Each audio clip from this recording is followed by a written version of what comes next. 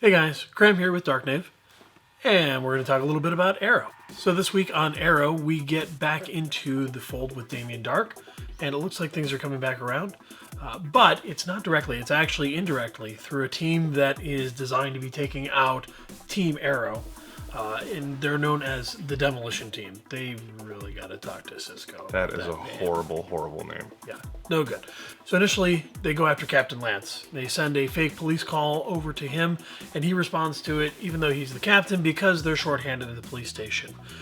Real quick, if your daughter is asking you a million times, why are they sending the captain? Why are they sending the captain? Why are they sending the captain? And you keep saying it's because we're shorthanded, you might start to question, why are they sending the captain on a B&E call? I'm just saying. Let's fix this. So they get to the location, and all of a sudden the building starts coming down. Luckily, Laurel didn't listen to him, goes into the building and helps get him out. But that's our first taste of the Demolition Team. One thing to note as we're doing this is that we never seem to remember the flashback scenes. I think part of that has to do with the fact that I'm freaking sick of the flashback scenes, and I'm glad that supposedly this is the last year for them.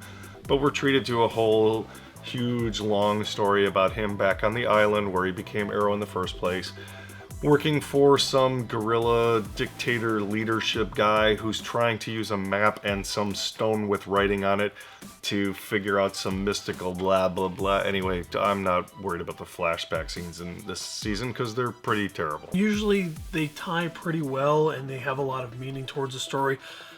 They will here again, and it's fairly obvious how that's going to happen because we've already seen the mystical aspects that are in Oliver Queen, and of course, that's going to be the thing that he taps to take out Damien Darhk. Of course. So Captain Lance has to break up with Felicity's mother because he's going to go into hiding because clearly he's got a huge target on his back, which is a very long, mushy scene in which she's upset because she knows that he's lying to her, and she storms out of the election office with Felicity going after her to find out what's going on.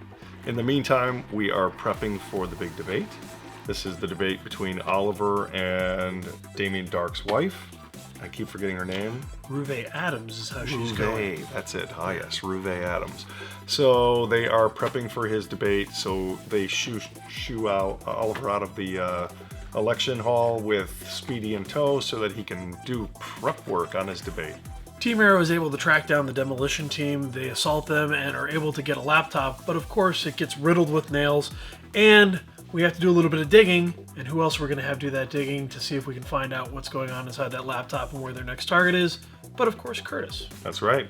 And so Mr. Terrific Holt takes it upon himself to take a look at the laptop, but only when Felicity finds that he's hiding something on his screen that he covers with a pretty hilarious screensaver of her, and he tells her that it's her wedding gift and doesn't want to ruin the surprise. So off she goes, and he, of course, decrypts the entire laptop like it's no big deal, and he offers that information over to Felicity while everyone's over at the debate hall prepping to let them know that the building that the Demolition Team is going to destroy is the one that they're standing in.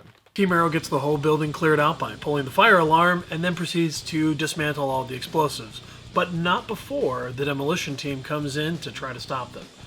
Pretty good fight scene ensues all in all, but of course Team Arrow wins. They dismantle all the explosives, and then everybody comes back in for the debate. And the debate is fantastic. Both candidates offer very insightful answers.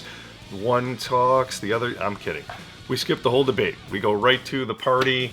We find out that Oliver won the debate because, of course, Ruve probably didn't plan for anything since he was too busy trying to figure out how to kill everyone. And so, yay, Oliver wins, and now we're at the big party at the end. Curtis shows up with his husband or boyfriend, I can't remember, and he gives Felicity her wedding gift, which is a little teeny piece of electronic equipment that he wants to implant into her spine that will once again give her the ability to walk. Oliver drops a pretty good little line here where he says, "Curtis, you're terrific. Will you please just put the man in the fair play jacket? I am begging you. Do it quickly." He's starting to get neurotic about this. I mean, seriously, killing me. You guys need to do it. In our last scene, we see Damien headed home to his daughter in their nice, cozy little house, and he's got a surprise for his daughter. He is willing to watch a little boy for a short period of time. Of course, that little boy happens to be Oliver's son. And that's where we leave off the episode. One thing to note, In the course of the episode, we find out from Thea that she's been doing some digging, and she finds out that her mother wrote $1 million check to a woman who never cashed it. Clearly that's Oliver's baby mama.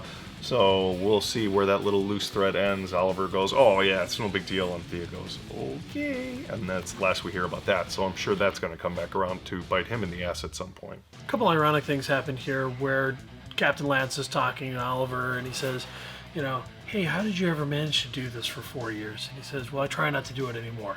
Oh yeah? You know, with your son that you still have, and the fact that you are still the Green Arrow, you're still doing it, buddy.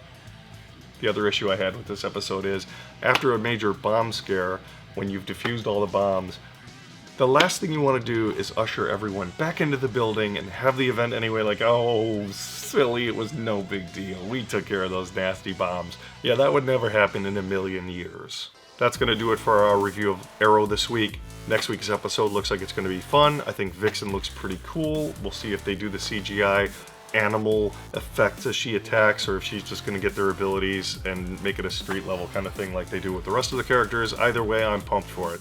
What did you guys think of this episode? Did you like it? Did you not like it? Did you think some of the stuff was clunky like we did? What was your take on it? Put it in the comment section below. Thanks for watching.